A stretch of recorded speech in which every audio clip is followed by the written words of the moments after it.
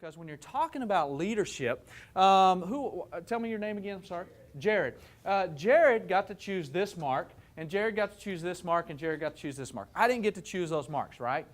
I didn't get to choose them. Jared chose those marks. I love doing this because I got to choose the face. I got to choose the portrait, right? But Jared chose the marks. Now, every single person in this room, every one of you came into this room with marks in your life.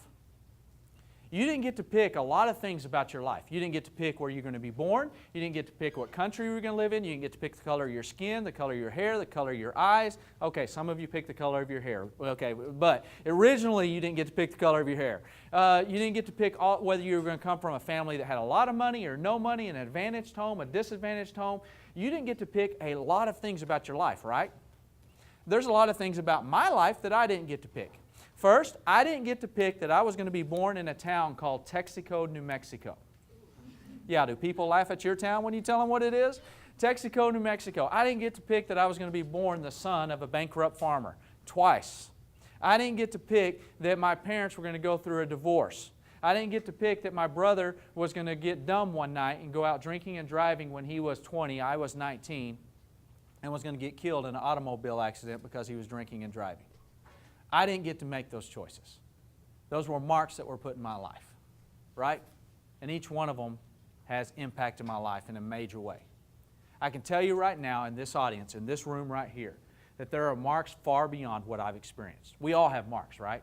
There's none of us that are exempt from marks. Some are positive, some are negative, but we all have marks.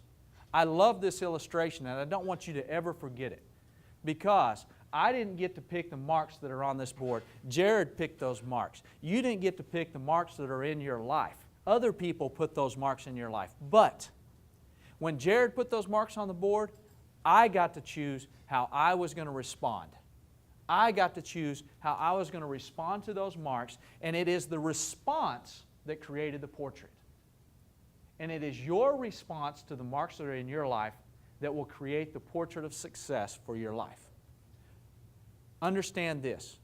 Most of us go through life allowing the marks to shape us.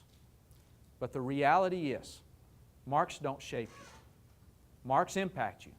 But what shapes you, what determines who you're going to be as a person, is how you choose to respond to the marks in your life. Make sense?